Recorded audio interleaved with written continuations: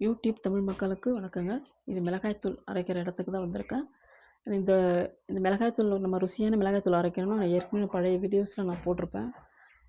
அதாவது பாதிக்கு பாதி குண்டு மிளகாயும், அந்த ஊசி மிளகாயும் நம்ம கலந்து அரைச்சா அது செம சூப்பராக டேஸ்ட்டாக இருக்கும். இப்போ இது என்ன முக்கியமான விஷயம் என்ன பார்த்தீங்கன்னா, நீங்கள் வந்து எப்பயுமே மிளகாய்த்தூள் அரைக்கும்போது உங்களுக்கு மஞ்சள் தூள் ஒரு 1/2 கிலோ இல்லை 1/4 கிலோ 1/4 கிலோ அரைச்சாலும் நீங்கள் ஒரு 5 மாதம் 6 மாதம் கூட வச்சுக்கலாம்.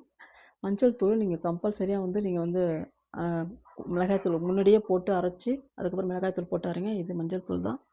ஏன்னு கேட்டிங்கன்னா, மஞ்சள் தூளில் வந்து கெமிக்கல் இருக்குது. மஞ்சள் தூள் வந்து நமக்கு அ உயிர் ரத்தத்தோடு கலக்கிற ஒரு பொருள். ஒரு ஆன்டிபயோட்டிக் ஒரு பொருள். அது நம்ம நச்சுத்தன்மை நீக்கிற ஒரு பொருள். அதை நம்ம சுத்தமானதாக நீங்கள் வந்து அரைச்சி நீங்கள் எடுத்து வச்சுக்கங்க. அதெல்லாம் இது மாதிரி அரைச்சா எனக்கு ஒரு 6 மாதம் வரும். இதை நான் 1/2 கிலோவுக்கு வச்சுருக்கேன். இது வந்து பார்த்தீங்கன்னா, தனியாக வெறும் வெறும் மிளகாய்த்தூள். எப்படின்னா இது வந்து நான் வருஷத்துக்கு மிளகாய் வாங்கி வைக்கிறதால கொஞ்சம் கருப்பாக அடித்து சரி இருந்தாலும் பரவாயில்ல, அது வேஸ்ட் ஆகக்கூடாதுன்னு சொல்லிட்டு அதை அரைச்சிட்டேன். நீங்கள் இன்னும் கலராக இருந்துச்சுன்னா அது மாதிரி நீங்களும் அரைச்சிக்கலாம். குழம்பு மிளகாய்த்தூள் வந்து இந்த பக்கம் அதை பார்த்தீங்கன்னா, அதுக்கு நீங்கள் தேவையான எல்லாம் அந்த சோம்பு, சீரகம், மிளகு, சுக்கு எல்லாம் பெருங்காயம் எல்லாமே போட்டு நீங்கள் அரைங்க. அதுதான் குழம்பு மிளகாய்த்தூள். உடம்புக்கு சத்துக்கும் சத்து, நம்ம டேஸ்ட்டுக்கும் டேஸ்ட்டு நல்லாயிருக்கும். அது இந்த மிளகாய்த்தூள் தாங்க. அங்கேயே மிஷினில் நீங்கள் அரைச்சி நல்லா வந்து காய போட்டுருங்க. இதில் இன்னொரு முக்கியமான விஷயம், இந்த அரைக்கிற இடத்துல ரொம்ப ஃப்ராட் பண்ணுறாங்க. நீங்கள் போகும்போதே ஒரு வாட்டி எடை போடுங்க.